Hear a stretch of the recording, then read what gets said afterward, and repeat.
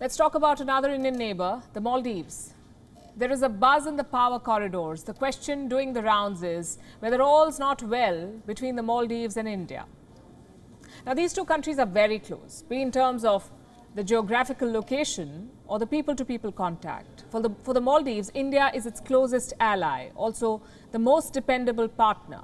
The Maldives swears by its policy of India first. For New Delhi to Malé is just as important. When the 2004 tsunami struck, India was the first to assist the Maldives. When the 2014 water crisis struck, India was again the first to extend a helping hand. Air Force planes and Navy vessels were loaded with bottled water and sent to Malé. In 2020, India dispatched 30,000 doses of measles vaccines. The Maldives was also among the first two nations to receive Wuhan virus vaccines under Vaccine Maitri of India.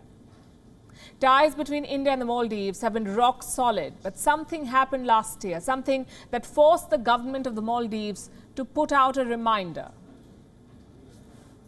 This is what it says. Let me read it out for you. The strong bilateral relationship between the Maldives and India is based on shared historical and cultural ties matched by dynamic people-to-people contact. India has always been the Maldives' closest ally and trusted neighbor, extending constant and consistent support to the people of the Maldives on all fronts. What was the need for this statement? Well, in the middle of the pandemic, an anti-India campaign spread through the island nation. The campaign was called India Out. The slogan was first heard on the streets. Then it became a hashtag, then a trend, and then a threat.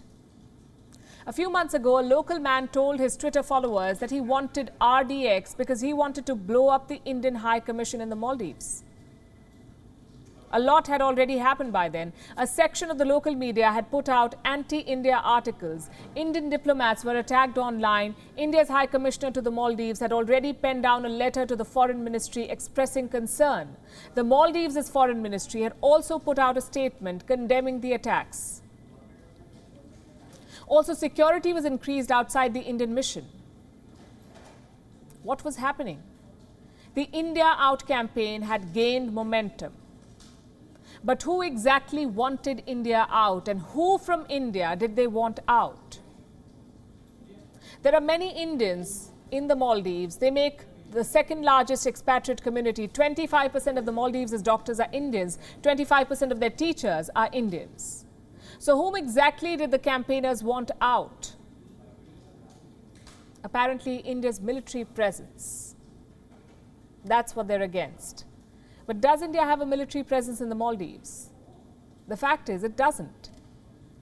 What the Maldives does have, though, are choppers gifted by India. These, the Dhruv Advanced Light Choppers. India gave them to the Maldives in 2010 and 2015. These choppers are multi-purpose. They're used for search and rescue operations, weather surveillance, also for airlifting patients. But to some in the Maldives, these choppers represent India's military presence. Why is that? Because when India and the Maldives consolidated defense ties, the agreement provided for Indian troops to train the Maldives National Defense Force, MNDF. So in the last 10 years, India has trained more than 1,300 MNDF trainees. It just so happens that MNDF commands these choppers that India has sent.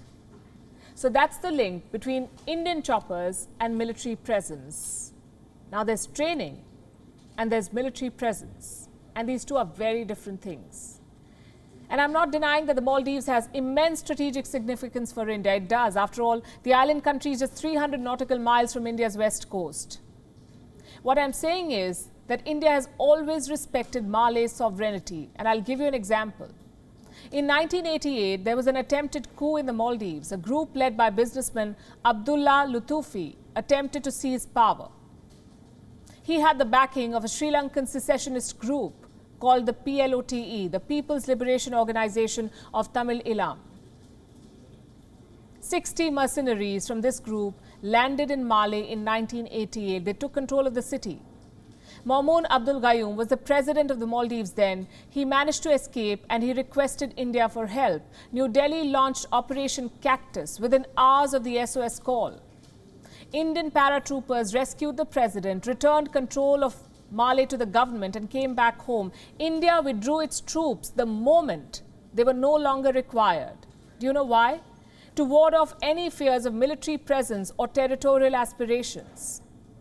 So any idea of an Indian military presence in the Maldives is flawed. It's a misunderstanding. It's a perception that grew in 2013.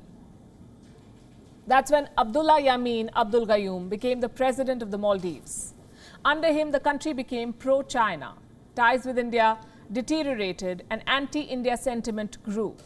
So much so that at one point, the Yameen government asked India to take back the choppers. This was in 2016.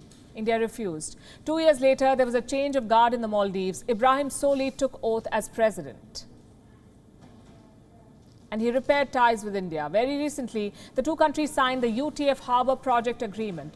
Under this agreement, India is providing grant assistance to the Maldives. The perception of military presence made a comeback with this. This time, it was in the form of the India Out campaign.